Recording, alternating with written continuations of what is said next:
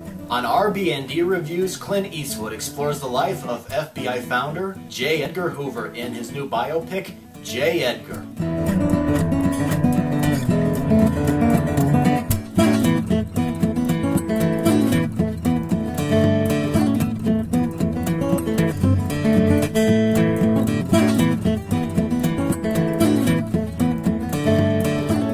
It is my belief that when a man becomes a part of this bureau, he must so conduct himself as to eliminate even the slightest possibility of criticism as to his conduct. Hi, Rob here, and I'm catching up on movies that are still playing in theaters. For example, this movie, J. Edgar, is a movie that has gotten some very good reviews from critics, and it's Clint Eastwood's latest directorial job. I believe it came out on November the 8th, but I wasn't able to see it. A lot has been going on in my life, so I haven't been able to go see a lot of the new movies that are now in theaters, but now I'm trying to catch up on them, and this is the one I'm trying to do. It's a biopic starring Leonardo DiCaprio as the founder and the head of the FBI for 50 years. For decades, he was one of the most feared and loathed men in the U.S., and the film portrays him as a smart, clever man who is under pressure to be successful by his overbearing mother, and he has to hide his homosexuality during a time when it was not widely accepted, and it might clash with his image. You will rise to be the most powerful man in the country. Mr. Tolson, I need someone who I can trust. I want you to be my number 2 man. You understand? I need you. Leonardo DiCaprio, I thought, gave a great performance in as the title character. Oftentimes in biopics, the actors playing the subject might play the role over the top to try to tie in the meaning of the real person's life or what they stood for, but I liked that DiCaprio did not make his interpretation over the top or showy. And Judi Dench also gives a restraining performance as Hoover's overbearing mother, who tells Hoover that she does not want a daffodil for a son, but she wants him to be a great, successful man, thus starting to put pressure on him to be successful. The movie is shot in desaturated colors with shadows, possibly to show that we all have something high that's not in our public lives, or it could also mean that evil is everywhere. Hoover thinks that there's evil everywhere, even though it might be just small flaws.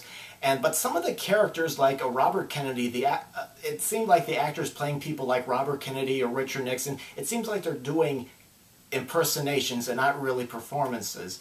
The film does feature interesting characters, but I think the flaws that I found with it is that it's trying to be both a biopic on FBI under Hoover as well as Hoover's personal life. The film suggests that Hoover was in a relationship with his associate, Clyde Tollett, but I felt like it only just scratched the surface, and I felt like it could have gone deeper in. Hoover, in this movie, Hoover believes people are flawed and to take his mind off his own flaws, he allegedly creates files of people of their flaws, and Hoover also fought for years to have the FBI be treated with respect. And while the film shows historical events under Hoover that he encountered as the FBI head, I felt like I was just watching a history lesson. For a time, the movie moved pretty fast as it tried to get through a bunch of historical information, but I just did not feel involved. I felt detached, especially when the movie does jump around in different time periods, like it goes to the beginning of his career for the predecessor of the FBI, which was, I believe, the Bureau of Investigation, and then it goes on to when he takes over, and then there's all sorts of things happening like in the 1930s and 40s, and then near the end of well, not near the end, but towards the end of his life, there's some scenes where he's trying to get a book off the ground about his life. I felt like with all this jumping around, I just felt like I just did not feel involved. But when the film does slow down, it's scenes showing Hoover might be out of touch with what is really a threat to America, and it seems to go on endlessly. The makeup of the old Edgar Hoover I heard was awful, but I kind of disagree with that. I think it was the makeup of the older Clyde Tollett, who to me looks really fake. The makeup's compared to like fake wax models, but I thought the one for J. Edgar Hoover was not really bad. I thought it to be more credible than the Clyde Tollett character.